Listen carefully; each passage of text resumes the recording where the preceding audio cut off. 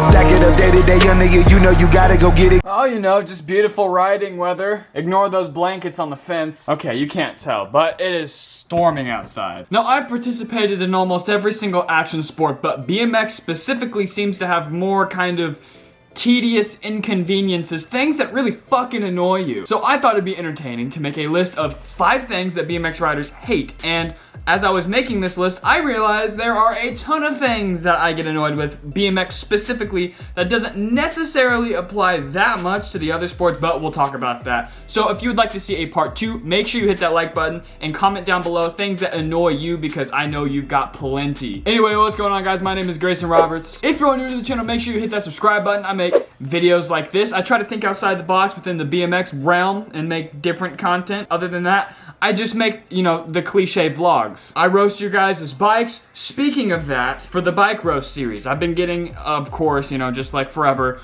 an insane amount of DMs, but I don't make this very clear in the video. So the way to get into the bike roast series is if you go pick up some merch, because I get a tremendous amount of submissions, and then the people who want to support me and, you know, they'd go pick up merch and just keep this whole vibe, this whole community going, which I greatly appreciate, by the way. I want to reward those people first. So if you pick up some merch, it doesn't matter if it's, you know, a bike course, stickers, you know, a hoodie, anything you want, pick up something off my store, and then you're automatically entered. Just, you know, show me what you got, DM me, just the whole process. So go do that. That's how you get in. And then, I mean, I'm gonna trickle in a couple, you know, regular ones to keep it, you know, somewhat fair. But now is the perfect time to go pick up merch, because I just dropped a bunch of new shit. It's a new fall line, because ordinary sort of sucks. That's like the new boss, what boss stands for. Anyway, I dropped a ton of new stuff, including, you know, this hoodie in a million different colors. We got another hoodie with some embroidery. We've got crew neck sweatshirts in every color under the sun, all different designs. This one's on the sleeve, that one's embroidered, this one's across the middle, anything you can want, including long sleeves, t-shirts,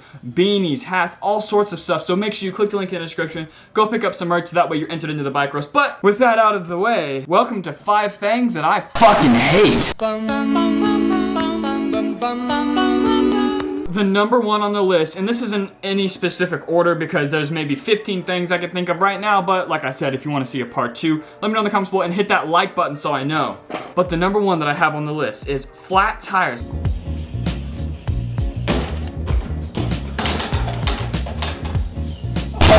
Now here's why I have this right out of the gate. Not only is it annoying, and it happens, sometimes it's not even your fault. You're just riding down some sketchy street, a nail penetrates your shit, and there's nothing you can do about it. Other times maybe you're trying to learn a new trick. You know, you're trying to better yourself. You do some crazy hard 180, land too far on your back tire, boom, blows up your tube. And here's why it's annoying. Scooters don't have this problem. Skateboards don't have this problem. Ripsticks don't have this fucking problem. This is pretty specific to BMX. I don't know anything else at the skate park that has to deal with exploding tubes, and it's just like a constant thing you have to do. Like, yeah, a skateboard, you gotta get some new wheels every once in a while, maybe some new grip tape, you know, a deck maybe once every other month, stuff like that. But tubes, some people pop these fuckers like every week. At the skate park, BMX bikes are pretty much the only people that have to have this problem. And not to mention, a lot of the time I see when someone does a crazy trick and their tube explodes, their tire goes with it. And we know, like, tires can be expensive, maybe $20 to $40 a piece. So not only if you're just minding your own business, boom, you do a trick, your tube pops. That's annoying enough, you know, you gotta spend like 10 bucks on a tube or 5 bucks or how much the tube is, and you blow up a $40 tire. That's really annoying. And then not to mention, if it's a back wheel, you gotta deal with the chain. You gotta take it off. You gotta take the tire off. You gotta slip the tube in. Maybe even replace the tire, put the chain back on, deal with all the hub guards, the pegs.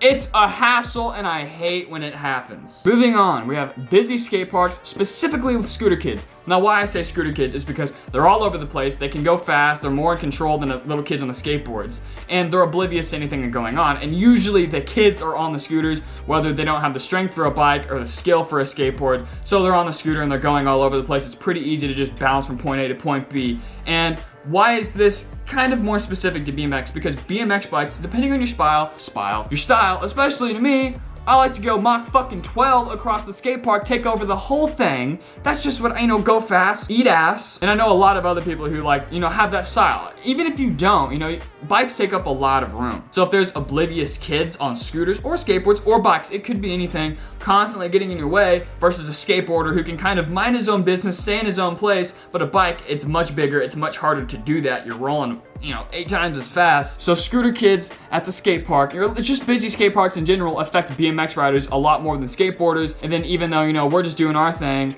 skateboarders and scooter riders tend to get mad at BMXers, and then BMXers are like, what? Speaking of skate parks, the next one on my list is a skate-only skate park. Now, I've never came across a dope skate park, read the skate-only sign, and walked away. If I see a skate park and I like that skate park, I'm gonna go ride the skate park. I don't fucking care. The park ranger can come drag me out of that skate park if he wants to, but chances are when they roll past, they're like, I don't get paid enough to deal with these burly bikers. And usually it's never a problem. Some of them are harder to get into because they are indoors and then you gotta pay. So unless you literally wanna like GTA heist that bitch, you've gotta, you can't ride there. So skate-only skate parks can be annoying, but usually it's only the ones that are like monitored 24/7, that are like a business, not just a public park. Because there are lots of skate parks, for example, in Kansas City, that are skate only.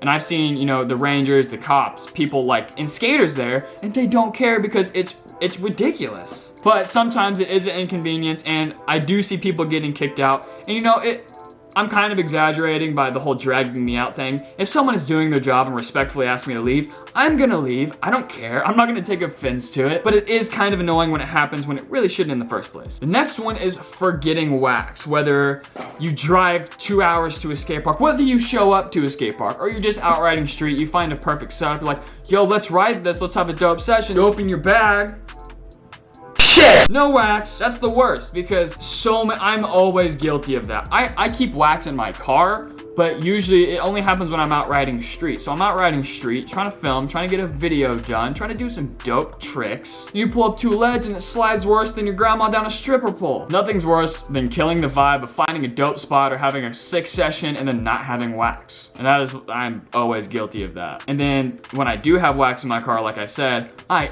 always forget about it. I know, now that I'm thinking about it, it's under my passenger seat. It's just under there. It's a candle. It's not opened yet. It's just chilling. But when I need to use it, I'm not gonna remember that. The last thing that I have on this short list is broken / expensive parts.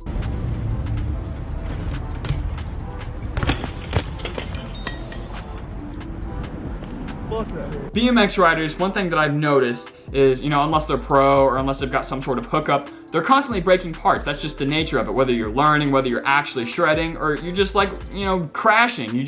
You're a bike thrower. Shout out to Dylan. He chalks that shit. Back when I was learning tail whips, specifically hop whips, I went through back wheels constantly, literally more than a fat kid going through the dollar menu at McDonald's. And not to mention grips and pegs, peg sleeves, pedals, chains, all sorts of stuff that constantly break. Now those aren't that bad, but wheels and hubs are super inconvenient. And most of the time, from my experience, when you're really shredding or you're just learning something, those are the first to go. If you do something crazy, your hub screws up and you break 12 spokes, it's just easier to get a new wheel. If not, you've got to pay $200 for a new good hub. You've got to pay for spokes. You got to pay to have someone that knows what they're doing relace it, because lacing or truing wheels, a lot of people don't know how to do it. And when they do, it ends up making it worse, or they tighten it too much or too loose and spokes keep breaking. And when one spoke breaks, it's a chain reaction. The bike parts constantly break. And when they do break, not only are some of them very complex to fix, you have to pay someone to fix it, the parts themselves are really expensive. I got a $300 back wheel, a $200 front wheel. My frame was over $400. You break the frame, okay, Sunday's awesome.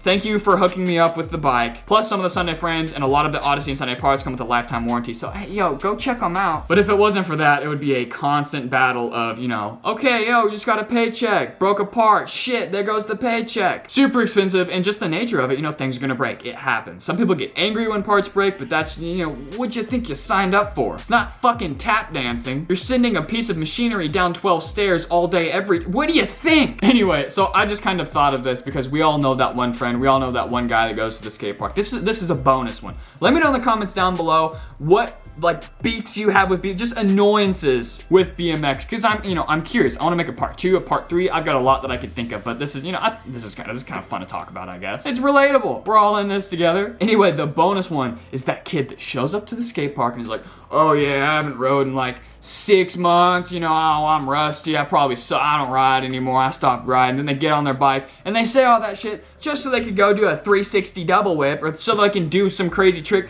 Basically, they're like, oh yeah, I'm probably gonna suck because I haven't rode in forever. And then they go show everybody up, or then they're like, you know, just as good as they were because, I mean, like, if you learn to 180, chances are you're not gonna forget to 180. So it's that kid that always makes an excuse, like making everybody think like, oh, he's gonna suck. Then he just shows everybody up. It's that one kid. Maybe I'm crazy. I've met so many of them, I pay attention to it. Oh yeah, I'm so rusty. And then does like a double peg tail whip. And then it makes everybody else feel like shit. Cause like, well, I'm not rusty and I can't do that. Maybe I'm crazy. Anyway, hope you guys enjoyed this video. Hit the like button if you want me to make a part 2, and let me know in the comments below little things that you have problems with. Everybody's different, everybody has different experiences, so I'm really curious to see what you guys can come up with. Links in the description. Check out the new merch. Spent a lot of time designing it. We've got a lot of stuff. Support the Boss Squad movement. Anyway, I'll see you guys in the next one, which will probably be, well, I'm not gonna say because I change my mind every 5 seconds. Subscribe.